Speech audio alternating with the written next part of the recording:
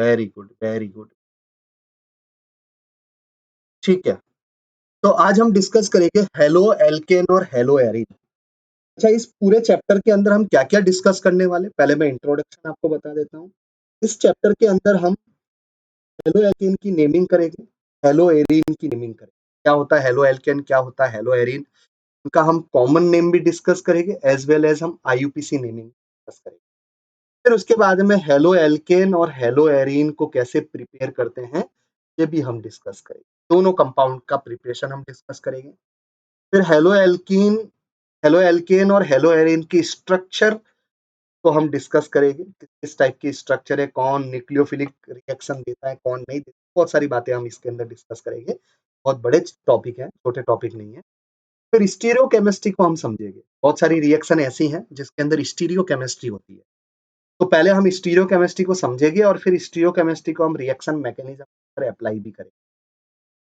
फिर organometallic compounds कुछ है, ऐसे कंपाउंड जिसके अंदर मेटल कार्बन के साथ में अटैच है, उनकी रिएक्शन भी हम डिस्कस करेंगे। फिर उसके बाद में पॉली हेलोजन कंपाउंड, ऐसे कंपाउंड जो बहुत सारे हेलोजन को रखा हुआ है, बहुत सारे हेलोजन उसके पास में, 2 हेलोजन हो सकता है, 3 हो सकता है, तो पॉली हेलोजन कंपाउंड की रिएक्शन भी हम डिस्कस करेंगे। तो ये सब हम डिस्कस करने वाले हैं। सबसे पहले हम ये देखेंगे कि हम हेलो एल्केन और हेलो एरीन कैसे बना सकते हैं। सिंपल सा फंडा। तो मेरे पास में अगर कोई एलिफेटिक या फिर एरोमेटिक कंपाउंड अगर मेरे पास में है, एलिफेटिक मतलब आप ये देख सकते हो carbon single bond carbon single bond carbon, aromatic मतलब आप देख सकते हो बेंजीन।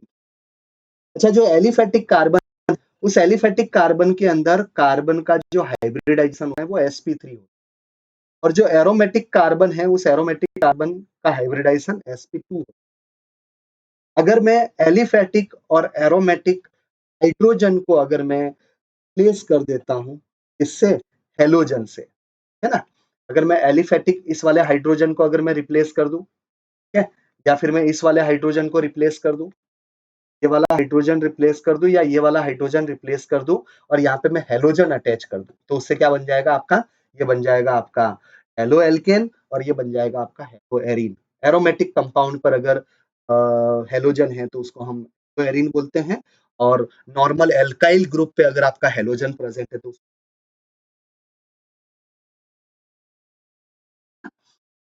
हेलो एल्केन क्या होता है ये मैंने समझा दिया, हेलो एरीन क्या होता है ये मैंने समझा दिया।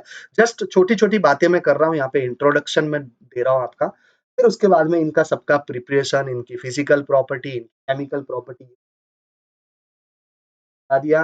हेलो एल्केन के अंदर कार्बन sp2 होता है, हेलो एरीन के अंदर हेलोजन जिस कार्बन से अटैच होता है वो sp2 कार्बन होता है।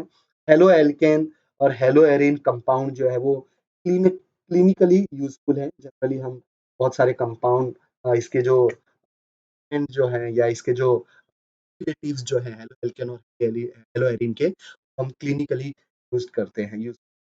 ये हेलो एल्केन और हेलो एरीन सॉल्वेंट भी होते हैं भाई, ठीक है ना? सॉल्वेंट होते हैं जो नॉन पोलर कंपाउंड को सॉल्युबल करने का, solvent for non polar compound, क्योंकि हाइड्रोफोबिक पार्ट होता है इसके अंदर, ठीक है ना?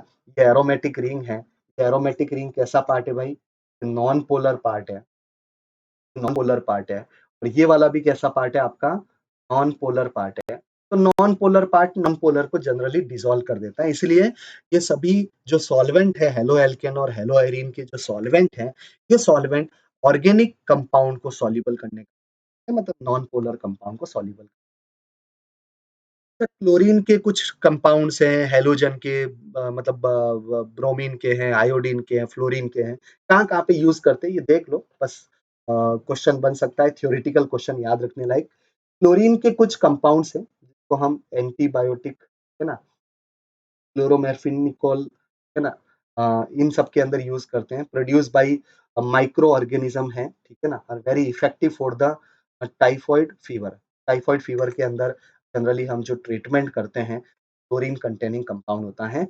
आयोडीन जो है कंटेनिंग हार्मोन्स, है ना, थायरॉक्सिन डेफिशिएंसी डिजीज कुछ है, ठीक है ना, जिसको रॉयटर्स बोलते हैं, ठीक, ये सब आपने पढ़ा होगा, के अंदर यूज करते हैं, ठीक है ना। और फिर क्लोरोक्विन यूज्ड फॉर मलेरिया, ठीक है ना, के अंदर भी सब क्लोरीन प्रेजेंट रहता है। हेलोथेन यूज फॉर सेप्टिक, है ना, ड्यूरिंग सर्जरी, सर्जरी के अंदर जनरली हम ये कंपाउंड यूज करते हैं। फ्लोरोनेटेड कंपाउंड जो होते हैं, फ्लोरीन कंटेनिंग जो कंपाउंड होता है, हम पोटेंशियल ब्लड के अंदर हम यूज करते हैं, considered as a potential blood substituent in, है ना, ये सब याद रखने वाली चीजें, ठीक है। अब बात करेंगे हम इस चैप्टर के अंदर प्रिपरेशन की, हम फिजिकल प्रॉपर्टी की बात करेंगे, हम chemical property and uses of organohalogen compound, ठीक है ना। अब ऑर्गेनोहेलोजन कंपाउंड्स क्या होते हैं ये भी हम देखेंगे, सब कुछ डिस्कस करने वाले, जस्ट इंट्रोडक्शन में दे रहा हूँ। तो प्रिपरेशन हमारा मेन टारगेट है, फिजिकल प्रॉपर्टी हमारा main target, chemical property, alkyl halide का भी और हेलो एरिन का, दोनों दो दो टॉपिक है, वो चैप्टर ही है, दोनों को हम यहाँ पर डिस्कस। सबसे पहले हम डिस्कस करेंगे क्लासिफिकेशन। क्लासिफिकेशन हेलो एल्केन का भी डिस्कस करेंगे, हेलो एरिन का भी डिस्कस। अब इसको डिस्कस किसके अकॉर्डिंग कर रहे हैं ये मैं आपको बता रहा हूँ, on the basis of number of halogen atom. सबसे पहले हम हेलो एल्केन और हेलो एलिन को क्लासिफाई करें on the basis of number of halogen atom, मतलब हेलोजन एटम के अकॉर्डिंग हमने क्लासिफाई होता है। और पॉली हेलोजन होता है, पॉली के अंदर ट्राई आ गया, टेट्रा आ गया, पेंटा आ गया, कुछ भी आ सकता है। डाई के बाद में हम जनरली क्या बोलते हैं, पॉली हेलोजन, ठीक है ना। मोनो का मतलब हो जाएगा वन हेलोजन, डाई का मतलब हो जाएगा टू हेलोजन, डी का मतलब। अब देखो मोनो हेलोजन के अंदर एक हेलोजन होगा, देख रहे हो, ये कंपाउंड है, इस कंपाउंड के अंदर मोनो हेलोजन पे क्या है, एक एक्स है। डाई हेलोजन पे क्या है आपका, दो एक्स है। अगर किसी एल्काइल हैलाइड पे एक हेलोजन अगर प्रेजेंट है, एक हेलोजन अगर प्रेजेंट,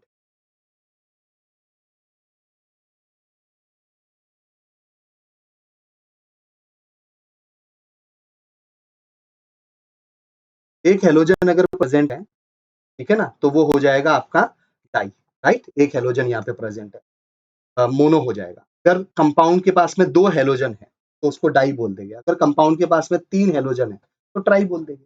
इनकी नेमिंग भी हम डिस्कस करेंगे, आईयूपीसी नेमिंग भी हम डिस्कस करेंगे। जैसे आपका ये एल्काइल हैलाइड के साथ में मोनो, डाई, ट्राई है, उसी तरह से हेलो एरिन के साथ में भी मोनो, डाई, ट्राई हो सकता है। एरोमेटिक कंपाउंड पे एक है तो mono hello Erin, aromatic compound पे दो halogen die hello Erin, aromatic compound पर अगर तीन हेलोजन तो ट्राई हेलो एरिन। तो एल्काइल हैलाइड मतलब कार्बन की चेन पे हेलोजन तो एल्केन हो जाएगा, हेलो एल्केन। और अगर एरोमेटिक कंपाउंड पे है तो हेलो। बहुत ही सिंपल चीज। अब थोड़ा सा और क्लासिफिकेशन इंपॉर्टेंट आने, हम अब सेकेंड टाइप का जो क्लासिफिकेशन है, compound containing sp3 CX bond. ऐसे कंपाउंड जिसके पास में CX बॉन्ड तो है बट हेलोजन जिस कार्बन से अटैच है वो कार्बन कौन सा है आपका, sp3 हाइब्रिडाइज है। तो sp3 हाइब्रिडाइज वाले हेलोजन को हमने कितने पार्ट में डिवाइड, तो एल्काइल हैलाइड, हेलो एरिन, इनको हम डिवाइड कर, halo alkane, sorry alkyl halide बोल दो या फिर हेलो एल्केन बोल दो, दोनों बात क्या है, सेम है। तो किस तरह से लिखा जाता है, R X, R X, R मतलब कोई एल्काइल ग्रुप और एक्स मतलब क्या हो गया आपका हेलोजन। पूरे को क्या बोलेंगे हम, हैलाइड बोल सकते हैं या फिर क्या बोल सकते हैं, हेलो एल्केन बोल सकते हैं, दोनों है। अब आ रही है मेरी, बाकी लोग बताओ भी, वॉइस मेरी क्लियर है। एक बार फिर से रिज्वाइन कर लो, अगर किसी को कोई प्रॉब्लम आ रही है तो फिर से रिज्वाइन कर लो। अच्छा, ये जो एल्काइल हैलाइड है और हेलो एल्केन जो है, ये होमोलोगस सीरीज बना, है ना। ये भी एल्काइल हैलाइड है, हेलो एल्केन है, ये होमोलोगस सीरीज बना। होमोलोगस सीरीज का मतलब CH2 ग्रुप का इंक्रीज होना। जैसे जैसे CH2 ग्रुप इंक्रीज होते जाएंगे वैसे वैसे होमोलोगस होता जाएगा, राइट। जैसे आप देख सकते हो, ये एक कंपाउंड है यहाँ पर, है ना। इस कंपाउंड के पास में क्या है, ये ग्रुप है, इस कंपाउंड के पास में ये ग्रुप है, ये है। अब मैंने क्या कर दिया, अभी अब एक और ग्रुप इंक्रीज हो, तब CH2 increase, right, CH2 group increase. फिर उसके बाद में यहाँ पे तीन और CH2 ग्रुप, पर जैसे इधर गया तो मैंने CH2 ग्रुप को ऐड कर दिया, जैसे ही मैं इधर गया तो CH2 ग्रुप और क्या हो गया आपका, इंक्रीज। अब इंक्रीज होने से उसका नाम क्या होगा वो अभी हम देखेंगे, बट एल्काइल हैलाइड और हेलो एल्केन होमोलोगस सीरीज बनाते हैं। क्वेश्चन यहाँ पे पूछा जा सकता है होमोलोगस सीरीज को हम कैसे रिप्रेजेंट, तो CnH2n+1x, जहाँ पे C जो है वो क्या हो जाएगा, नंबर ऑफ कार्बन एटम। तो यहाँ पे ये जो नीचे दिख रहा है आपको कंपाउंड्स, जहाँ जहाँ मैंने CH2 ऐड किया है, उन सभी को अगर आप इनका जनरल फॉर्मूला आप देखोगे तो ये जनरल फॉर्मूला ऐसा ही बनेगा, के अंदर वो फिट होगा। तो होमोलोगस सीरीज जो बनती है के अंदर प्राइमरी मतलब एल्काइल हैलाइड हो सकता है, सेकेंडरी एल्काइल हैलाइड हो सकता है, या फिर क्या हो सकता है आपका टर्सरी एल्काइल हैलाइड। अब प्राइमरी, सेकेंडरी और टर्सरी क्या होता है तो मैं यहाँ पे समझाता हूँ। अगर हेलोजन हेलोजन एक ऐसे कार्बन से अटैच है, हेलोजन एक ऐसे कार्बन से अटैच है जो खुद एक कार्बन से अटैच है। देखो भाई पहले वाले में देखो, फर्स्ट वाला जो है आपका प्राइमरी हैलाइड जो है के अंदर आप देख सकते हो हेलोजन जिस कार्बन से अटैच है वो खुद एक ही कार्बन से अटैच है, तो उसको हम बोलेंगे प्राइमरी हेलोजन। सेकेंड वाले में आप देखो हेलोजन जिस कार्बन से अटैच है वो दो हेलोजन से अटैच, दो मतलब कार्बन से अटैच है, तो वो क्या कहलाएगा आपका सेकेंडरी कहलाएगा।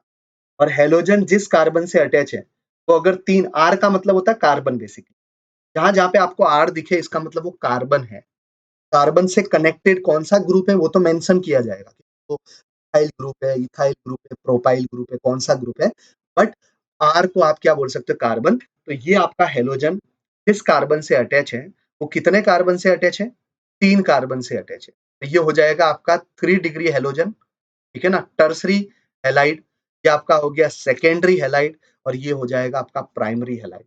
बोलो भाई इसमें कोई डाउट, किसी तरह का कोई प्रॉब्लम? कोई प्रॉब्लम नहीं। और ये प्राइमरी हेलाइड, सेकेंडरी हेलाइड और टर्सरी हेलाइड एक दूसरे के क्या है, होमोलोगस है। ऐसा क्वेश्चन थ्योरेटिकल बन सकता है। देखो एमसीक्यू बेस्ड पेपर आने वाला है, ठीक है ना, पूरे पार्ट के अंदर एमसीक्यू क्वेश्चन आएंगे, तो कैसे कैसे क्वेश्चंस बनेंगे वो सब मैं बता रहा हूँ आपको। तो primary, secondary and tertiary alkyl halides are homologous alkyl halide बोल सकते हो, या फिर होमोलोगस सीरीज बोल सकते हो। जनरल फॉर्मूला ये होगा। एलाइलिक हैलाइड भी होता है, ऐसा हैलाइड होता है भाई, एलिक हैलाइड। अब एलाइलिक हैलाइड का मतलब क्या होता है, S halogen carbon double bond carbon के पास वाले कार्बन से अटैच है। कार्बन डबल बॉन्ड कार्बन का पास वाला जो कार्बन है उसको हम एलाइलिक पोजीशन बोलते हैं, और यहाँ पे अगर हेलोजन अटैच है तो इसको हम बोलेंगे एलाइलिक हैलाइड। एलाइलिक हैलाइड ये एलाइलिक पोजीशन है। ये कौन सी पोजीशन है, एलाइलिक पोजीशन। ये एलाइलिक पोजीशन एलाइलिक ग्रुप बोलते हैं इसको। तो एलाइलिक कार्बन, कार्बन आपका एलाइलिक, सेम इधर भी एलाइलिक कार्बन है ये, राइट। डबल बॉन्ड के पास वाला कार्बन क्या होना चाहिए, sp3 होना चाहिए। क्या होना चाहिए, sp3। हम क्लासिफिकेशन किसका डिस्कस कर रहे हैं, हम क्लासिफिकेशन डिस्कस कर रहे हैं sp3, sp3 एक्स का। हेलोजन उस कार्बन से अटैच है जो क्या है आपका sp3 है। चलो बहुत बढ़िया। ये वाला कार्बन भी आपका है, और ये वाला कार्बन sp3 तो पता कर सकते हो। sp3 कैसे पता करते हैं भाई, तो टेट्राहेड्रल है जिसका स्टेरिक नंबर कितना है, 4 है। तो इसका स्टेरिक नंबर 4 कैसे है, कितने, इस कार्बन ने कितने सिग्मा बॉन्ड बनाए, 3 सिग्मा, 4 सिग्मा बॉन्ड, 1 2 3। जब कोई कार्बन 4 सिग्मा बॉन्ड बनाता है तो वो, राइट। एक टाइप का और है बेंजाइलिक हैलाइड। बेंजाइलिक हैलाइड का मतलब होता है halogen sp3 hybridize carbon atom से अटैच है, और वो sp3 हाइब्रिडाइज कार्बन एटम जो है ना अटैच है एरोमेटिक, समझना। बेंजाइलिक हैलाइड का हेलोजन sp3 कार्बन से अटैच है, और जो sp3 कार्बन है वो किससे अटैच है आपका, एरोमेटिक रिंग। देख सकते हो आप यहाँ पर देख सकते हो आप, ये एक्स देखो, यहाँ पे एक्स देखो, जो एक्स है वो sp3 कार्बन से अटैच है। और sp3 कार्बन किससे अटैच है आपका, एरोमेटिक रिंग से। सेम इधर देखो, ये एक्स देखो, ये एक्स किससे अटैच है, sp3 कार्बन से अटैच है, और ये sp3 कार्बन किससे अटैच है, हेलोजन से। यहाँ पर डिग्री वाइज भी तो हो सकता है। हेलोजन जिस कार्बन से अटैच है वो 1 कार्बन से अटैच है, देखो ये वाला, इस कार्बन से, एक ही कार्बन से अटैच है ये वाला कार्बन। तो हेलोजन जिस कार्बन से अटैच है वो अगर एक कार्बन से अटैच है तो 1 डिग्री। हेलोजन जिस कार्बन से अटैच है वो अगर 2 कार्बन से अटैच है, अगर R डैश आपका मिथाइल हो जाए और R डबल डैश अगर H हो जाए, ये आपका 2 डिग्री हो जाए और R डैश और R डबल एस अगर मिथाइल है, तो इसका मतलब ये कार्बन 3 कार्बन से अटैच है। कार्बन हो गया, ये कार्बन हो गया और ये भी कार्बन हो गया, तो ये क्या हो जाएगा आपका 3। क्या ये पॉइंट क्लियर है? यस या नो जल्दी बोलो। फिर compound containing CX bond but sp2 carbon. Hydrogen carbon से अटैच तो है, बट वो कार्बन कौन सा है? sp2 है। तो उसके अंदर कौन कौन आता है? एक है आपका विनाइलिक हैलाइड। क्या है? Vinylic halide. विनाइलिक मतलब होता है कार्बन डबल बॉन्ड कार्बन की पोजीशन, इधर वाली बोलो या इधर वाली बोलो, कोई फर्क नहीं पड़ता। पास वाला कार्बन होता है, डबल बॉन्ड वाला जो कार्बन होता है वो क्या होता है आपका? विनाइलिक। तो विनाइलिक हैलाइड का मतलब halogen sp2 hybridise carbon atom से अटैच। जैसे आप देख सकते हो यहाँ पर, देख सकते हो वाला हैलोजन बिल्कुल sp2 कार्बन से अटैच है कि नहीं? कोई दिक्कत है ही नहीं भाई, हाइब्रिडाइजेशन में तो कोई समस्या होनी ही नहीं। ये हैलोजन देखो भाई, ये हैलोजन भी sp2 कार्बन से अटैच है ना? ये आपका sp2 कार्बन से attach। तो ये सब विनाइलिक हैलाइड। क्वेश्चन ऐसे पूछे जाएंगे, तो एमसीक्यू क्वेश्चन बना सकते हैं भाई, कौन सा विनाइलिक है, कौन सा एलाइलिक है, ठीक है ना? सेकेंड है आपका एराइल हैलाइड। एराइल हैलाइड का मतलब हैलोजन डायरेक्ट बेंजीन रिंग से अटैच, को हम बोलते हैं एराइल हैलाइड, है ना? Directly sp2 hybridise carbon atom of an aromat. Halogen अगर हैलोजन एटम अगर directly sp2 hybridise carbon atom of aromatic ring से अगर अटैच है, तो उसको हम बोलेंगे, देख सकते हैं ये वाला आपका है, ये वाला कार्बन भी आपका क्या है? ये डायरेक्टली sp2 पर ही अटैच हो रहा है। चलो बहुत बढ़िया भाई। अब बात करते हैं इनके नोमेनक्लेचर की। तो दो, बोलो बेटा बोलो।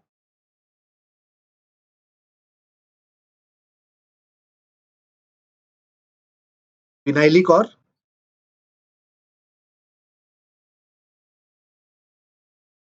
विनाइलिक हैलाइड का दोनों डबल बॉन्ड, एराइल का मतलब एरोमेटिक रिंग से अटैच होगा और विनाइलिक हैलाइड का मतलब नॉर्मल डबल बॉन्ड वाला, एरोमेटिक नहीं।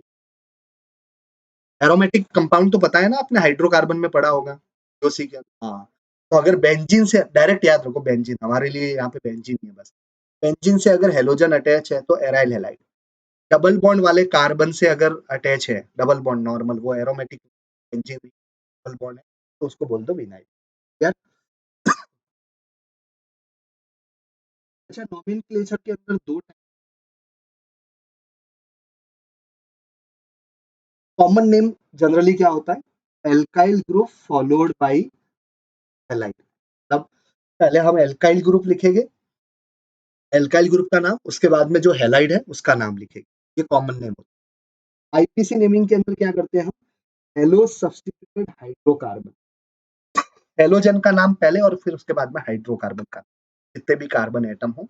नेमिंग का रूल तरीका आपको सब पता ही है, हाइड्रोकार्बन में आपने पढ़ा होगा। एक बार आप 11th को जरूर रिवाइज कर लेना भाई, 11 के जो।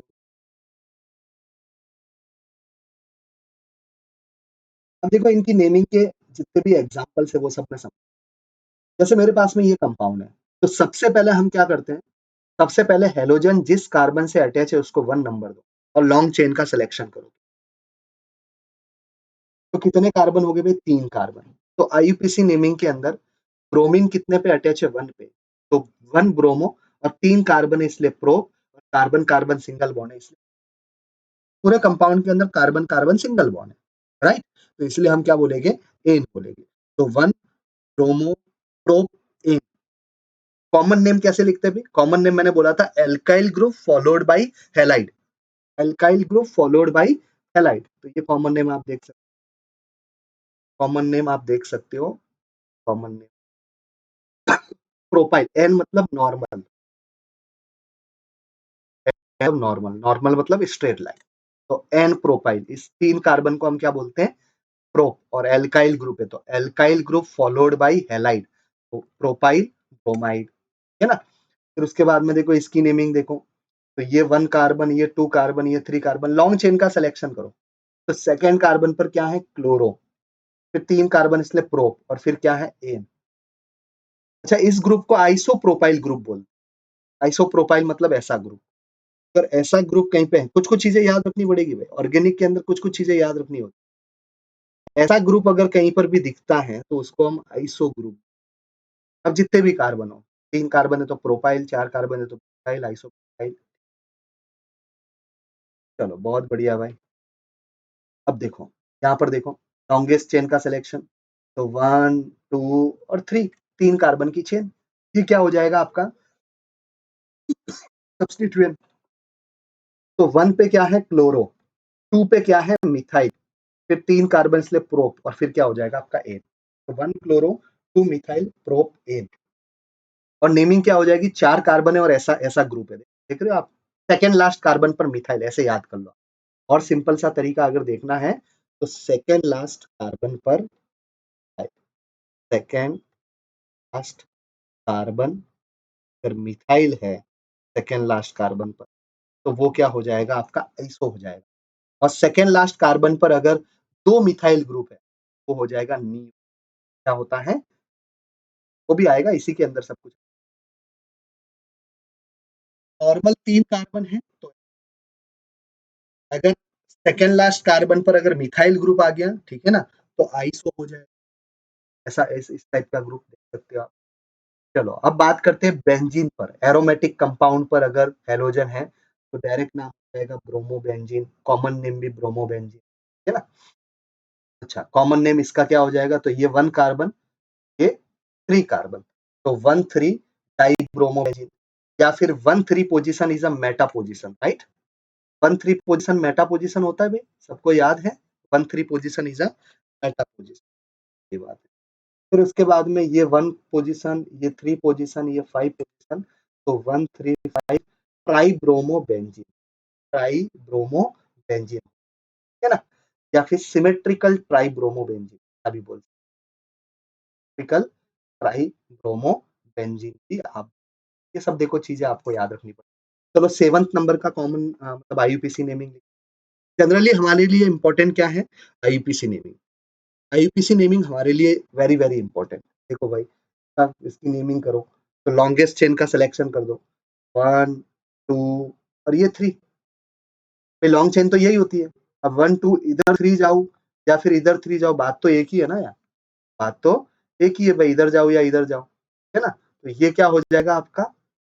ग्रुप है, सब्स्टिट्यूएंट, ये भी सब्स्टिट्यूएंट। तो 1 पे क्लोरो, 2 पे डाइमिथाइल, और क्या हो जाएगा?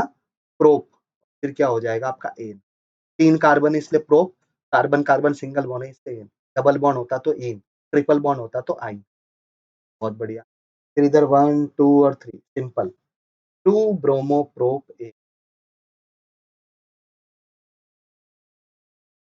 अच्छा, ऐसे कंपाउंड्स भी आपको मिलेंगे जिसमें 2 हैलोजन है। Dihaloalkanes having the same type of halogen. पास में ऐसा कंपाउंड है जिस कंपाउंड के अंदर 2 हैलोजन है, दोनों सेम टाइप के अगर हैलोजन है, तो उनका नाम कैसे लिखेंगे? एल्काइलाइन, या तो ऐसे लिखेंगे, या फिर एल्काइलाइन, एल्काइलिन डाइहैलाइड, दोनों दोनों तरह के नाम लिख सकते हैं। ये एग्जांपल से समझाऊंगा। मेरे पास में कोई हैलोजन है, तो मेरे पास में कोई एल्काइल हैलाइड है, में 2 हैलोजन है, वो दोनों हैलोजन अगर सेम टाइप के हैं, same type of halogen atoms are named as a halidene या फिर एल्काइलिन डाइहैलाइड। इसको फर्दर क्लासिफाई कर दिया, फिर दोनों halogen, both the halogen atom present at same carbon, एक ही कार्बन पर अगर दोनों हैलोजन है तो उसको बोलते हैं जेमिनल डाई। क्या हो जाएगा? 2 हैलोजन है इसलिए क्या हो जाएगा? जेम डाइहैलाइड। डाइहैलाइड बोलो या जेम डाइहैलाइड बोलो, दोनों बात क्या है? सेम। तो अगर मेरे पास में कोई कंपाउंड है, पहले समझा रहा हूँ, पहले याद करो, फिर एग्जाम्पल से पूरा क्लियर करो। एग्जाम्पल से तो पूरा इमेज फॉर्म में याद हो जाना चाहिए, सब जाना चाहिए दिमाग। फिर से रिपीट कर रहा हूँ, ऐसा कंपाउंड जिसके पास में 2 हैलोजन है, वो दोनों हैलोजन अगर एक ही कार्बन पर है तो जेमिनल डाइहैलाइड, और अगर वो दोनों हेलोजन अगर 2 कार्बन पर हैं तो सिर्फ तो विसिनल है, इस डाई हैलाइड इसको बोलते हैं, है ना। हेलोजन एटम्स अगर एडजेसेंट कार्बन पर अगर प्रेजेंट है तो उसको हम क्या बोलेंगे, विसिनल हैलाइड या विसिनल डाई हैलाइड। चलो अब थोड़ा सा और इसको क्लियर करते हैं। इनका जो कॉमन नेम अभी हमने डिस्कस किया था कि दो हेलोजन का कॉमन नेम, दो हेलोजन अगर प्रेजेंट है तो उसका कॉमन नेम होता है एल्कालाइडीन या फिर एल्काइलिन डाइहैलाइड।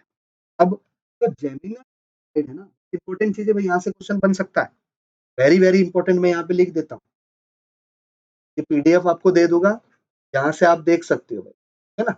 चलो, तो जेमिनल डाइहैलाइड का जो कॉमन नेम होता है ना वो होता है एल्कालाइडीन हैलाइड। याद रखने वाली चीज है, जो याद रखेगा उसको लंबे समय तक चीज याद रहेगी। विसिनल डाइहैलाइड का जो कॉमन नेम होता है वो होता है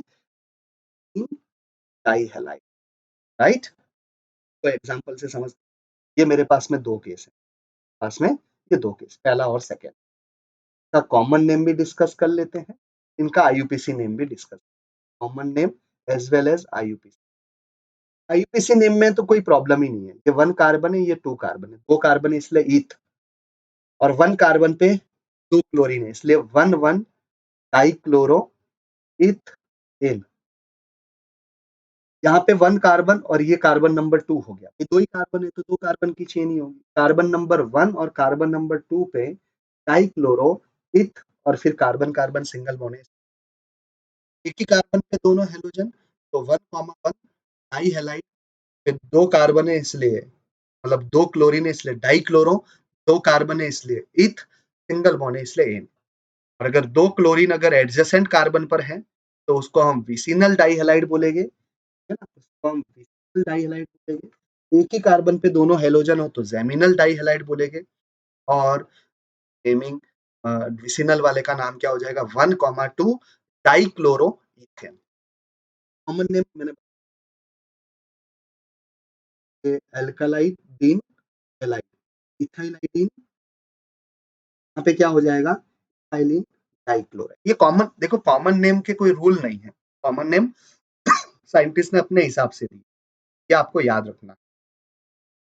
ये सभी कंपाउंड्स जो है आपको मैं होमवर्क में दे रहा हूँ, ये सभी कंपाउंड्स, इनकी नेमिंग की आप प्रैक्टिस करो, है ना। कॉमन नेम, आईयूपीसी नेम, सबकी आप प्रैक्टिस करो, कोई भी डाउट होगा मैं क्लियर करा। कॉमन नेम पे इतना फोकस नहीं रखना है, बस आईयूपीसी नेम पे थोड़ा सा फोकस रखना, है ना। कॉमन नेम भी देख लो भाई, एनसीईआरटी का पार्ट है इसलिए मैं ऐसा नहीं बोल रहा हूँ कि नहीं पढ़ना है, हाँ है जरूर आप, बट कम से कम आईपीसी नेमिंग क्लियर होनी चाहिए। चलो एक एग्जांपल सॉल्व करते हैं।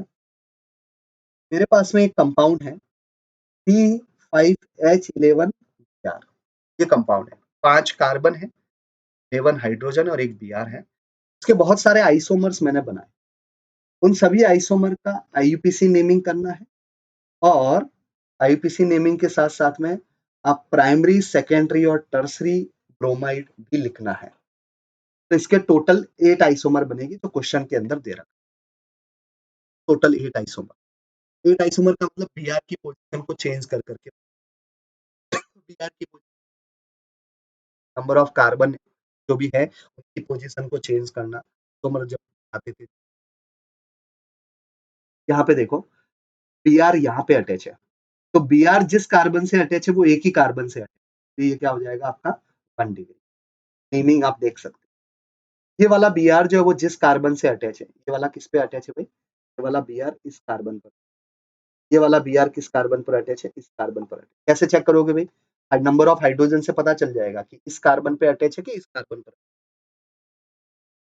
अटैच करना है, यहाँ अटैच हाइड्रोजन से चेक कर दो। अगर कार्बन ने 4 बॉन्ड बना दिए, है ना, तो Br वहां पे नहीं है, और अगर कार्बन ने 3 बॉन्ड बना रखे तो इसका मतलब Br उस पे बैठा हुआ। यहाँ पर किस पे है अटैच, यहाँ पर ये Br इस कार्बन से अटैच है, ये 1 डिग्री है कि नहीं, ये वाला तो क्या हो जाएगा आपका 2 डिग्री, राइट, ये वाला 2 डिग्री हो जाएगा। ये वाला मतलब Br कितने कार्बन पे, किस कार्बन से अटैच है, एक ऐसे कार्बन से अटैच है जो एक कार्बन से अटैच है, राइट। तो जिस कार्बन से अटैच है वो कितने कार्बन से अटैच है, के अकॉर्डिंग डिग्री। क्या मेरी बात को समझ पा रही हो? यस या नो? फिर इनकी नेमिंग तो आप कर ही सकते हो भाई स्ट्रक्चर बना के। ये वाला देखो Br किस कार्बन से अटैच है? इस कार्बन से। ये वाला कार्बन कितने कार्बन से अटैच है? एक इधर, दोनों से अटैच है। क्या हो जाएगा आपका? 2 डिग्री हो जाएगा। ठीक है? फिर उसके बाद में ये वाला Br देखो, ये वाला Br इस कार्बन पर बैठा हुआ। ये कितने कार्बन से अटैच है? ये इधर एक कार्बन से अटैच है और इधर 2 कार्बन से, दोनों से अटैच है। ऐसी स्ट्रक्चर है इसकी, ऐसी स्ट्रक्चर होती है। कार्बन, फिर ये कार्बन, फिर ये कार्बन, फिर इधर क्या होता है आपका? ये कार्बन और ये कार्बन और यहाँ पे Br, ऐसा है, ऐसा है। ये 3 डिग्री होगा कि नहीं होगा? देखो, ये 3 डिग्री हो जाएगा। बोलो यस या नो? क्या मेरी वॉइस आ रही है? हाँ या ना? जल्दी बोलो। ये वाला Br किस कार्बन से अटैच है? बट ये कितने कार्बन से अटैच है? ये एक ही कार्बन से अटैच है। तो सिर्फ और सिर्फ यही अटैच है ना भाई, ये तो सिर्फ इससे अटैच है। ये वाला कार्बन इस कार्बन से अटैच है कि नहीं? इस कार्बन पर मिथाइल है, हमें उससे क्या मतलब? हाइड्रोजन जिस कार्बन से अटैच है वो कितने से अटैच है, तो उससे मतलब, है ना? फिर यहाँ पर भी देख लो, ये वाला कार्बन कितने कार्बन से अटैच है? एक कार्बन से अटैच है। कार्बन से हो जाएगा 1 डिग्री। राइट भाई? इन सबके आईयूपीसी नेमिंग लिखोगे। एक दो एग्जांपल मैं आपको बता देता हूँ। फर्स्ट एग्जांपल में, फर्स्ट एग्जांपल सबसे पहले क्या करोगे? लॉन्गेस्ट चेन का सिलेक्शन, है ना? तो लॉन्गेस्ट चेन सेलेक्ट कर लो भाई। लॉन्गेस्ट चेन सेलेक्ट करते टाइम डबल बॉन्ड को मिनिमम नंबर मिलना, ये हमेशा याद रखना। रूल याद कर लेना एक बार आईयूपीसी, है ना? डबल बॉन्ड को क्या मिलना चाहिए? Minimum number. तो इधर से अगर मैं नंबरिंग करूंगा तो 1 2 और 3, थर्ड कार्बन पे डबल बॉन्ड आ रहा है ना? और अगर इधर से मैं अगर नंबरिंग शुरू करूं तो सेकेंड कार्बन पर ही डबल बॉन्ड आ जाएगा। देखो 1 2 4 और 5, ये वाली नंबरिंग जो है वो सही है। डबल बॉन्ड को मिनिमम नंबर मिलना है। तो फोर्थ पे क्या है भाई? Br। तो 4 ब्रोमो, 5 कार्बन है इसलिए पेंट, और डबल बॉन्ड है ये इन। डबल बॉन्ड कितने कार्बन पर है? 2 पे, 2 इन लिखना भी जरूरी। सॉल्यूशन भी दे रखा है, 4 ब्रोमो, है ना? 5 कार्बन इसलिए पेंट, डबल बॉन्ड है इसलिए इन, और सेकेंड कार्बन पे 2। राइट? उसी तरह से यहाँ पर भी देख सकते हो, डबल बॉन्ड को minimum number, longest chain select हो या नहीं हो। तो देखो यहाँ पे क्या हो जाएगा? 1 नंबर, ये 2 नंबर, ये 3 नंबर और ये 4 नंबर, ऐसा हो जाएगा कि डबल बॉन्ड को मिनिमम मिल रहा है ना। इधर से जाता तो 1 2 और 3 आता है, इधर से 1 ही आ गया। अब ये सब्सटीट्यूएंट है और ये सब्सटीट्यूएंट। तो 3 पे ब्रोमो है, 2 पे मिथाइल है, अल्फाबेटिकली लिखते हैं भाई। ई जो है वो पहले आता है, एम जो है वो बाद में आता है, इसलिए अल्फाबेटिकली। 4 कार्बन है इसलिए ब्यूट, और डबल बॉन्ड है इसलिए इन। डबल बॉन्ड कितने पे है? डबल बॉन्ड 1 पर है, इसलिए आ जाएगा 1 इन। आपको बहुत बढ़िया। फिर ये सब होमवर्क दे रहा हूँ मैं, ठीक है ना? ये सब होमवर्क, बाकी सभी आप चेक करोगे, ये आपका काम है। हाँ बोलो, किसी को कोई डाउट? डबल बॉन्ड को मिनिमम नंबर मिलना चाहिए, तो इधर से मैं नंबरिंग कर रहा हूँ। ये 1 कार्बन, ये 2 कार्बन, ये 3 कार्बन और ये पूरा 4th, है ना? तो 4 कार्बन की चेन होगी। वैसे भी 4 कार्बन की चेन बनती है भाई। इधर से शुरू करते हैं, अगर 1 मिथाइल, फिर ये कार्बन, फिर मिथाइल, इधर जाते तो डबल बॉन्ड नहीं आता भाई बीच। डबल बॉन्ड आया क्या? डबल बॉन्ड नहीं आया। डबल बॉन्ड को मिनिमम नंबर मिलता है। आया ना? जल्दी बोलो। यस, आप देख लेना। और सभी कंपाउंड की स्ट्रक्चर भी बनाओगे आप। इन सभी कंपाउंड की स्ट्रक्चर बनानी है, चेक करेंगे भाई, साथ साथ में काम कर लेना। हाँ, जितना जल्दी अच्छे से फिनिश करोगे, एक एक क्वेश्चन को सॉल्व कर दो, ताकि आप अपना डाउट भी क्लियर कर सकते हो, है ना? ये सब होमवर्क, इसकी स्ट्रक्चर बनाने की ट्राई करना। अब हम डिस्कस कर रहे हैं nature of C X bond. C X bond का नेचर। तो भाई सी एक्स बॉन्ड का नेचर पोलर नेचर है, ज्यादा पोलर तो नहीं है लेकिन पोलर नेचर। क्यों है पोलर नेचर? क्योंकि X की इलेक्ट्रोनेगेटिविटी ज्यादा है और इसकी इलेक्ट्रोनेगेटिविटी क्या है, कम है। तो X पे रहेगा आपका डेल्टा पॉजिटिव चार्ज, है ना, X पे आपका डेल्टा पॉजिटिव चार्ज रहेगा और कार्बन पर रहेगा आपका डेल्टा नेगेटिव चार्ज। क्यों? क्योंकि बॉन्ड के इलेक्ट्रॉन को X अपनी तरफ खींचेगा। यहाँ पर नेगेटिव चार्ज, यहाँ पर पॉजिटिव।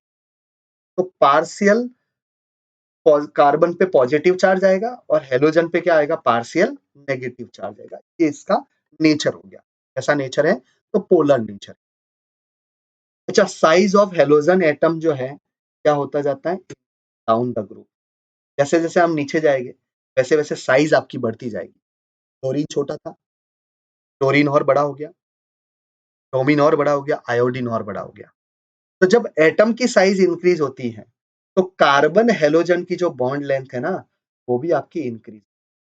जैसे जैसे हम आगे बढ़ेंगे वैसे वैसे ये वाली बॉन्ड लेंथ भी इंक्रीज होगी। ये क्वेश्चन बन सकता है, टीएफ से सीआई की तरफ जा रहे तो बॉन्ड लेंथ क्या होगी, या डिक्रीज? तो बॉन्ड लेंथ आपकी इंक्रीज होगी। क्यों? कि हेलोजन की लेंथ आपकी, हेलोजन की रेडियस आपकी इंक्रीज होगी, हेलोजन की साइज आपकी इंक्रीज।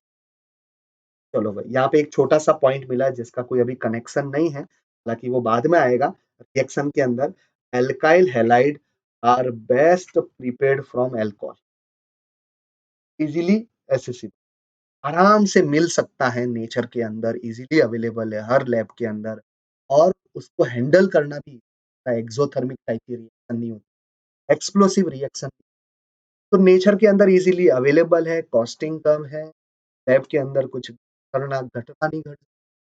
वजह से हम बोलते हैं कि एल्काइल हैलाइड को बनाने का सबसे तरीका क्या है, फ्रॉम, हम डिस्कस।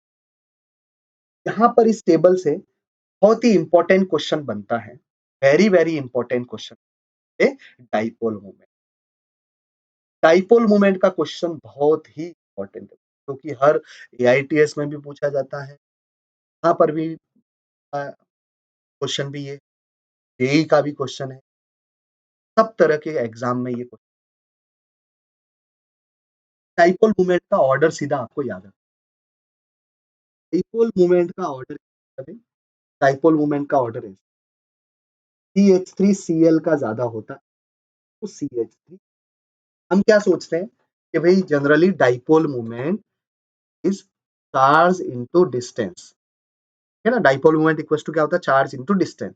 तो हम बोलते हैं कि डाइपोल मोमेंट जो है ना फ्लोरीन का ज्यादा होगा। क्यों? क्योंकि फ्लोरीन पे चार्ज ज्यादा प्रेजेंट होगा, इलेक्ट्रोनेगेटिविटी का डिफरेंस जो वो ज्यादा है, इलेक्ट्रोनेगेटिविटी ज्यादा है, और इलेक्ट्रोनेगेटिविटी ज्यादा होने की वजह से तो डेल्टा नेगेटिव चार्ज होगा, इस पे डेल्टा पॉजिटिव चार्ज होगा। तो हम ऐसा सोचते हैं कि डाइपोल मोमेंट क्लोरीन वाले का ज्यादा होगा, किससे, क्लोरीन वाले का, बट ऐसा होता नहीं है। इस पर्टिकुलर इसी केस के अंदर इथाइल की जगह पे कोई दूसरा ग्रुप आ गया, इथाइल प्रोपाइल कुछ भी आ गया, तो वहां पे ऐसा ऑर्डर पॉसिबल नहीं है। ये सिर्फ और सिर्फ मिथाइल के केस में। तो यहाँ पर डिस्टेंस डोमिनेंट होता है, डिस्टेंस को हम क्या बोलते हैं, ये डोमिनेंट कर, ये डोमिनेंट होता है, चार्ज डोमिनेंट नहीं होता, डिस्टेंस डोमिनेट होता है। ये ऐसा ऑर्डर बनता है, सबको याद होना चाहिए। बोलो भाई, क्या ये ऑर्डर इंपॉर्टेंट है कि नहीं, आपको पहले से पता है? CH3Cl का ज्यादा होता है CH3F से, और फिर उसके बाद में Br और I वैसा का वैसा रहेगा। आप वैल्यू भी चेक कर सकते हैं, और ये एक प्योरली एक्सेप्शन टाइप का बोल सकते हैं ना, जहां पर हम जनरली डाइपोल मोमेंट का ऑर्डर जितने भी सॉल्व हमने किए हैं एग्जाम्पल, चार्ज को डोमिनेट माना, इलेक्ट्रोनेगेटिविटी से हम सॉल्व करते हैं।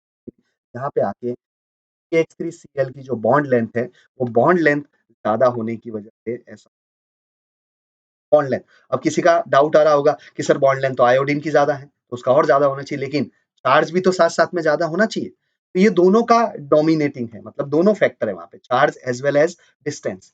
तो चार्ज के अकॉर्डिंग फ्लोरीन आना चाहिए, डिस्टेंस के अकॉर्डिंग आयोडीन आना चाहिए, लेकिन नहीं तो फ्लोरीन आता है, नहीं आयोडीन आता है, कौन आता है बीच में, फ्लोरीन पहले। राइट भाई, याद हो जाएगा ये सबको, वेरी वेरी इंपॉर्टेंट चीज। चलो आगे बढ़ते हैं।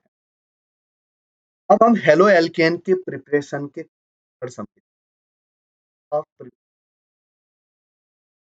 सबसे पहले हम डिस्कस करेंगे फ्रॉम एल्कोहल। एल्कोहल से हम कैसे बनाते हैं?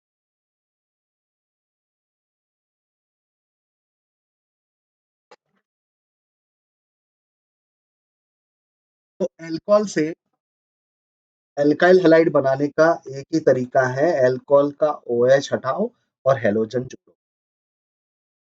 इसमें कुछ ऐसी रिएक्शन आएगी जिसकी मैकेनिज्म बताने की जरूरत है। ज्यादातर रिएक्शन रिएजेंट बेस्ड। रिएजेंट देखो, ऑर्गेनिक के अंदर दो टाइप की रिएक्शन दिखेगी, एक है रिएजेंट बेस्ड रिएक्शन और एक है मैकेनिज्म बेस्ड। मैकेनिज्म बेस्ड वाली जितनी भी रिएक्शन है उसमें मैकेनिज्म करोगे तो ही आपको प्रोडक्ट पता चलेगा। कार्बोकेटाइन का रीअरेंजमेंट हो सकता है। दूसरी रिएक्शन होती है रिएजेंट बेस्ड, जिसमें आपको रिएजेंट याद होना चाहिए, उसकी वर्किंग पता होनी चाहिए कि ये रिएजेंट क्या काम करता है। ये रिएजेंट रिड्यूसिंग एजेंट है, ये रिएजेंट ऑक्सीडाइजिंग एजेंट है, ये रिएजेंट क्लोरीन की सप्लाई करता है, ये रिएजेंट हाइड्रोजन की क्या काम करता है। वो काम अगर सबको याद हो जाए ना, ऑर्गेनिक केमिस्ट्री कुछ भी नहीं है उसकी। ठीक है ना? बस सिंपल सी बात है, रिएजेंट की वर्किंग को याद रखो, और ये वर्किंग तभी आपको याद होगी जब आप इनके शॉर्ट नोट्स बनाओ। राइट? ये काम आपको करना है। तो एल्कोहल से हम एल्काइल हैलाइड बना सकते हैं, हाइड्रोक्साइल ग्रुप को रिप्लेस कर। हाइड्रोक्साइल ग्रुप को हम रिप्लेस करेंगे हाइड्रोजन से, तो तब आपका बन जाएगा हाइड्रोजन हैलाइड बन जाएगा। बट उसके लिए किस किस के साथ में रिएक्शन करानी पड़ेगी? कंसंट्रेटेड हेलोजन एसिड लेना पड़ेगा, या फिर हेलोजन हैलाइड लेना पड़ेगा, मतलब जो हेलोजन की इजीली सप्लाई कर सकते, या फिर थायोनाइल क्लोराइड लेना पड़ेगा। थायोनाइल क्लोराइड लेना बहुत सही है कि थायोनाइल क्लोराइड के लिए थायोनाइल क्लोराइड में क्या होता है, एल्काइल हैलाइड इजीली फॉर्म हो जाता है। इजीली फॉर्म होने के साथ साथ में परसेंटेज ऑफ यील्ड भी ज्यादा होती है, क्योंकि इसमें जो साइड प्रोडक्ट होता है ना, वो SO2 और HCl होता है, तो वो गैस के फॉर्म में नहीं। अगर एल्काइल हैलाइड बनाना है तो आप एल्कोहल से बना दो, बट एल्कोहल की रिएक्शन किसके साथ में करा दो आप? थायोनाइल क्लोराइड के साथ में। इससे क्या होगा, एल्काइल हैलाइड बन जाएगा, साथ में SO2 और HCl गैस जो है वो वहां से कंटेनर से खुद ही निकल जाएगी। तो हमें अलग से मतलब प्यूरिफाई करने की जरूरत नहीं है, प्योर एल्काइल हैलाइड ऐसे ही मिल जाएगा। तो गैसेस है क्या है, कैपेबल, वो तुरंत कंटेनर से निकल जाए। अच्छा, प्राइमरी अल्कोहल, इन सबकी रिएक्शन भी आएगी, देखना नहीं। प्राइमरी अल्कोहल, सेकेंडरी अल्कोहल की रिएक्शन हमें Cl के साथ साथ में कैटलिस्ट भी लेना पड़ता है, ZnCl2, इसको हम बोलते हैं लुकास लुकास को हम बोलते हैं लुकास रिएजेंट। ये रिएक्शन नहीं है, पर भी मतलब अल्कोहल वाले चैप्टर के अंदर डिटेल में दे रखी है लुकास रिएजेंट वाली, बट लुकास रिएजेंट इसको बोलते हैं। तो 1 डिग्री अल्कोहल, 1 डिग्री अल्कोहल का मतलब OH जिस कार्बन से अटैच है वो 1 कार्बन से। 2 डिग्री का मतलब OH जिस कार्बन से अटैच है वो 2 कार्बन से, है ना? तो प्राइमरी और सेकेंडरी अल्कोहल से अगर आपको एल्काइल हैलाइड बनाना है तो आप हेलोजन एसिड तो ले सकते हो HCl, बट उसके साथ में आपको कैटलिस्ट लेना पड़ेगा। और अगर 3 डिग्री अल्कोहल है तो आपको ये सब कैटलिस्ट लेने की जरूरत नहीं है। कंसंट्रेटेड HCl के साथ में आप रूम टेम्परेचर पर भी अगर कंसंट्रेटेड HCl को टर्सरी अल्कोहल के साथ में मिक्स कर दोगे तो तुरंत आपका क्या बन जाएगा, एल्काइल हैलाइड। HBr 48% यूज कर लो भाई एल्काइल ब्रोमाइड बनाने की, है ना? और अगर एल्काइल आयोडाइड अगर बनाना है तो हम क्या करेंगे, अल्कोहल की हम हीटिंग करेंगे सोडियम या फिर पोटेशियम आयोडाइड के, इन प्रेजेंस ऑफ 95% ऑर्थोफॉस्फोरिक। यहाँ पे ये क्या है, एज अ कैटलिस्ट तरह काम करता है, रिएक्शन के अंदर ये पार्टिसिपेट नहीं करता, रिएक्शन में ये पार्टिसिपेट। राइट भाई? चलो, important question, reactivity of alcohol. Alcohol की रिएक्टिविटी का सबसे ज्यादा रिएक्टिव कौन है? 3 डिग्री, फिर उसके बाद में कौन है आपका 2 डिग्री, और फिर उसके बाद में कौन है आपका 1 डिग्री। रीजन भी है, का रीजन भी है। रीजन क्या है? रीजन ये है कि 1 डिग्री एल्कोहल, 1 डिग्री एल्कोहल जब OH देगा तो यहाँ पर कार्बन, अगर 2 डिग्री अल्कोहल है और वो अगर OH रिलीज करता है और 2 डिग्री कार्बोकेटाइन, और 3 टर्सरी अगर अल्कोहल है तो टर्सरी अल्कोहल अगर OH निकालता है बाद में फिर हेलोजन का अटैक होता है, 3 डिग्री, ये 1 डिग्री कार्बोकेटाइन, ये 2 डिग्री कार्बोकेटाइन, ये 3 डिग्री कार्बोकेटाइन।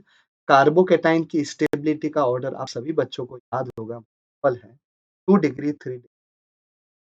तो अगर 3 डिग्री अगर स्टेबल है तो 3 डिग्री, 3 डिग्री अगर तुरंत बनना चाहता है इसका मतलब 3 डिग्री अल्कोहल की रिएक्टिविटी ज्यादा है, इसीलिए 3 degree alcohol easily room temperature पर भी हम डिसोसिएट कर सकते हैं। 1 डिग्री के लिए हमें क्या करना पड़ता है, टेम्परेचर देना पड़ता है, कैटलिस्ट भी करना है ताकि रिएक्शन। तो 3 डिग्री कार्बोकेटाइन 3 डिग्री अल्कोहल से बनता है और 3 डिग्री कार्बोकेटाइन स्टेबल होता है, इसलिए 3 डिग्री अल्कोहल की रिएक्शन करता है। बस ब्रोमाइड और ये सब का क्या किया, ये जो आपका कंपाउंड है इसमें हमने क्या किया है, अल्काइल हैलाइड, ये अल्कोहल 1 डिग्री है, 2 डिग्री। अगर 3 डिग्री होता ना तो हमें ZnCl2 की जरूरत, राइट। हम अल्कोहल की रिएक्शन NaBr के साथ में करा दो इन प्रेजेंस ऑफ H2SO4, तो HBr बन जाएगा, ठीक है ना। यहाँ पर एल्काइल क्लोराइड बना दिया, एल्काइल ब्रोमाइड बना दिया। अगर अल्कोहल की रिएक्शन अगर आप PX3 के साथ में करा, here X is a chlorine, मतलब PCl3 हो जाएगा, PBr3 हो जाएगा, तो डायरेक्ट हेलोजन। अगर PCl5 के साथ में तो आपका क्या बन जाएगा, RCl, है ना। ये अगर आपके पास में अल्कोहल है और रेड फास्फोरस और X2 है तो ये दोनों भी आपस में रिएक्शन करके यही बनाते हैं, PX3 बनाते हैं और PX5 बनाते हैं, अभी काम वही है। रेड फास्फोरस X2 के साथ में रिएक्शन करके PX3 या PX5 बनाता है और क्या बन जाता है आपका RX बन। ये वाली रिएक्शन बहुत इंपॉर्टेंट है ना। अल्कोहल की रिएक्शन थायोनाइल क्लोराइड SO2 और ये HCl गैस के फॉर्म निकल जाता है ना। SO2 और HCl गैसियस फॉर्म निकल जाता है प्योर फॉर्म में। आप तो देखो बहुत ही सिंपल सिंपल चीज है, कुछ नहीं करना। अल्कोहल है, अल्कोहल की रिएक्शन HCl Cl जोड़ दो, OH हटा दो, NaBr Br जोड़ दो, OH हटा दो, CH3 X जोड़ दो, OH हटा दो, Cl3 Cl जोड़ दो, OH हटा दो, रेड फास्फोरस X2 क्या है चीज, यार है कि I2 है, जो भी है वो जोड़ दो, OH हटा दो। SOCl2 के साथ में रिएक्शन करा दी अल्कोहल की तो Cl जोड़ दो, OH हटा दो। और वेरी वेरी इंपॉर्टेंट रिएक्शन, बोलो सिंपल है कि नहीं, यस या नो, हाँ या ना, जल्दी बोलो, जल्दी बोलो। याद रखना है कोई मैकेनिज्म नहीं, कोई पूछेगा भी नहीं आपको। हाँ, जब मैं क्लास में डिस्कस करूंगा तो मैं इनकी मैकेनिज्म भी समझ, मैं बताऊंगा अल्कोहल की PX3 के साथ में कैसे रिएक्शन होती है, अल्कोहल की PCl5 के साथ में कैसे रिएक्शन होती है, अल्कोहल कैसे फास्फोरस के वैकेंट p ऑर्बिटल में अटैक करता है, कैसे Cl निकलता है, फिर कैसे बॉन्ड टूटता है ना, ये सब चीजें मैं बताऊंगा, बट यहाँ पर नहीं। एनसीईआरटी के अंदर आपको बस एनसीईआरटी की ये जितने भी ये जो रिएक्शन हमने डिस्कस किया ना, ये जो मेथड हमने डिस्कस किया, ये मेथड हेलो एरिन के लिए एप्लीकेबल नहीं है। इसी रिएक्शन से मतलब HCl के साथ में रिएक्शन करके PX3 के साथ में रिएक्शन करके PCl5 के साथ में रिएक्शन आप हेलो एल्काइल हेलो ब्रोमाइड बना, ये पॉसिबल नहीं है। क्यों, फिनोल के साथ में फिनोल के लिए पॉइंट ये है, मतलब एराइल हेलाइड बनाना है तो कैसे बनाओगे भाई, फिनोल से ही बनाओगे भाई। एल्काइल हैलाइड बनाना है तो आपने अल्कोहल ले लिया, अल्कोहल के अंदर R ग्रुप कुछ भी हो गया, प्रोपाइल, है ना। लेकिन अगर आपको एराइल हैलाइड बनाना है तो अल्कोहल का R ग्रुप कौन सा होना चाहिए, क्या आपका R। तो इस केस में पॉसिबल नहीं है, क्यों, क्योंकि ये क्या करता है, लोन पेयर, यहाँ पे रेजोनेंस, समझना। ये लोन पेयर क्या करता है, इसके अंदर रेजोनेंस करता है और रेजोनेंस करने से यहाँ पे क्या होता है, डबल बॉन्ड कैरेक्टर, PDCH बोलते हैं, क्या बोलते हैं, PDCH। Partial double bond character आपका क्या होता है, पार्शियल डबल बॉन्ड कैरेक्टर के इंक्रीज होने से बॉन्ड लेंथ क्या हो जाती है आपकी, कम हो जाती है, कि बॉन्ड ऑर्डर आपका इंक्रीज हुआ है। पहले सिंगल बॉन्ड था, लेकिन जैसे ही ऑक्सीजन ने अपना रेजोनेंस अपना लोन पेयर बेंजीन रिंग को दिया रेजोनेंस के लिए, तो वहां पे डबल बॉन्ड का कैरेक्टर आ रहा है, तो बॉन्ड ऑर्डर इंक्रीज हो रहा है, बॉन्ड लेंथ कम हो जाती है, डबल बॉन्ड का कैरेक्टर आने से बॉन्ड स्ट्रांग हो जाता है और स्ट्रांग बॉन्ड आने की वजह से वो OH इजीली नहीं निकल पाता। तो ये जितने भी मेथड्स हैं are not applicable for preparation of alkyl halide. क्यों, क्योंकि पार्शियल डबल बॉन्ड कैरेक्टर है, difficult to break stronger than a single. इस बॉन्ड को तोड़ना थोड़ा-सा क्या है, मुश्किल है। ये आपने 11th में भी पढ़ा होगा। चलो, फ्रॉम हाइड्रोकार्बन, हम हाइड्रोकार्बन से कैसे बना सकते हैं एल्काइल हैलाइड? एल्काइल हैलाइड हमें बनाना है, हाइड्रोकार्बन से बनाना है। तो हम बना सकते हैं from alkanes by free radical halogenation. Very very important reaction particular chapter की, free radical halogenation. Free radical halogenation का मतलब मेरे पास में कोई कंपाउंड है, उस कंपाउंड के अंदर एक बॉन्ड टूटेगा, उस जो भी बॉन्ड टूटेगा उस बॉन्ड के एक-एक इलेक्ट्रॉन एक-एक एटम के पास में होंगे। जो बॉन्ड बना था कोवलेंट बॉन्ड इलेक्ट्रॉन की शेयरिंग से, जिस तरह से बॉन्ड बना था वैसा ही बॉन्ड टूट जाएगा, तो फ्री रेडिकल बन जाता है। और वो फ्री रेडिकल फिर रिएक्टिव होता है, तो वो दूसरे फ्री रेडिकल के साथ में।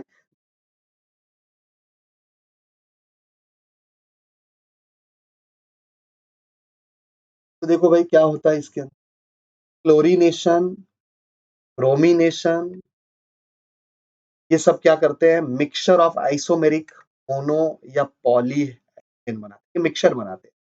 और इनको सेपरेट करना बहुत मुश्किल, डिफिकल्ट टू सेपरेट, है ना, क्योंकि इनका बॉइलिंग पॉइंट जो है ना क्या होता है, इक्वल होता है। बॉइलिंग पॉइंट क्या होता है, सेम होता है। सेपरेट करना मुश्किल क्यों है कि boiling point, difference of boiling point very less, difference of boiling, इसकी वजह से उनको सेपरेट करना थोड़ा सा क्या हो जाता है, मुश्किल हो। जैसे देखो यहाँ पे देखो Cl2 जो है सनलाइट के प्रेजेंस में क्या करेगा, Cl2 सनलाइट के प्रेजेंस में फ्री रेडिकल में टूट, L रेडिकल और C ऐसा टूटेगा। और ये Cl रेडिकल अब किसके पास में भागेगा, कंपाउंड के पास में। इस कंपाउंड के पास में दो टाइप के हाइड्रोजन, दो टाइप के हाइड्रोजन, टाइप ऑफ हाइड्रोजन ढूंढना है। ये हाइड्रोजन और ये वाले हाइड्रोजन सेम टाइप के, ये वाले हाइड्रोजन और ये वाले हाइड्रोजन डिफरेंट टाइप, राइट। ये वाला हाइड्रोजन और ये वाला हाइड्रोजन सेम टाइप का हो गया भाई, ये दोनों हाइड्रोजन, ये और ये एक टाइप का हो गया। और ये वाला हाइड्रोजन और ये वाला हाइड्रोजन डिफरेंट टाइप, ये दोनों सेम है बट पहले वाले से डिफरेंट। इन्वायरमेंट वाइज देखना होता है, क्योंकि ये वाला कार्बन, इस वाले कार्बन का इन्वायरमेंट और इस वाले कार्बन का इन्वायरमेंट सेम टाइप का है, राइट, इसलिए उसके हाइड्रोजन भी सेम है। तो जितने टाइप के हाइड्रोजन होंगे ना उतने प्रोडक्ट बनेंगे। इस कंपाउंड के अंदर दो टाइप के हाइड्रोजन, इसलिए दो प्रोडक्ट। अब ये जो Cl रेडिकल है ना, ये Cl रेडिकल भागते भागते इस कार्बन के पास में आएगा और कार्बन को बोलेगा भाई मुझे स्टेबल कर दो। ये हाइड्रोजन को बोलेगा निकल यहाँ से, मैं क्लोरीन को स्टेबल, ये क्लोरीन इसके साथ में जुड़ जाता। तो एक ये जुड़ गया, अब इधर जोड़ो या इधर जोड़ो बात तो एक ही है ना। और दूसरा सेकेंड वाले कार्बन और थर्ड वाले कार्बन पे जुड़ जाए, या तो क्लोरीन इधर जुड़ेगा, अब इस वाले पे अटैच हो या इस वाले पे अटैच हो बात एक है, या फिर क्लोरीन सीधा कहाँ पे अटैच होगा, इस वाले पे अटैच हो या इस वाले पे अटैच हो बात एक है। दो टाइप के कंपाउंड बन गए और इनका बॉइलिंग पॉइंट का डिफरेंस इतना ज्यादा नहीं होता है। बॉइलिंग पॉइंट नियरली क्या रहता है, सेम रहता है, ठीक है ना। इसलिए इनको सेपरेट आउट करना थोड़ा सा एक टफ टास्क। क्या मेरा पॉइंट समझ में आया, यस या नो, हाँ या ना, जल्दी बोलो। यस। चलो, नेक्स्ट क्लास में हम यहाँ से डिस्कस करेंगे नॉर्मली। ये नेक्स्ट क्लास है, अभी मेरा पीटीएम भी है, 5 मिनट का मैं ब्रेक ले लेता हूँ, फिर कंटिन्यूअसली मेरी दो पीटीएम।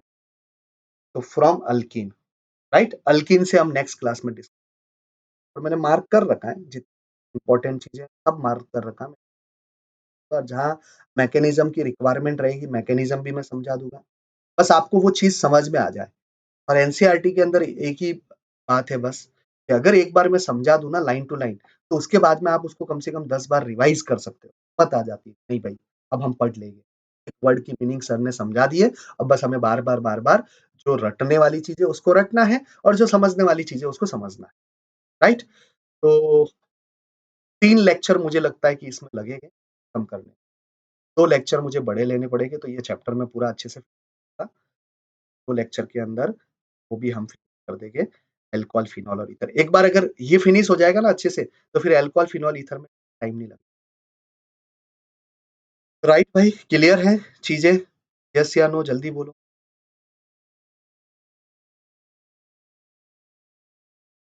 मेरा मीटिंग है, तो 5 मिनट का मैं ब्रेक ले लेता हूँ, थोड़ा-सा आराम, ज़्यादा बोलना है।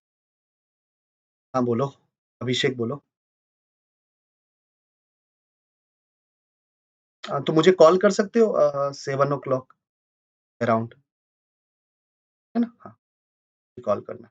चलो भाई, तो ये नोट्स मैं चैप्टर खत्म होते ही मैं सबमिट कर दूँगा, ठीक है? एक साथ में पूरा पीडीएफ। हाँ, बोलो।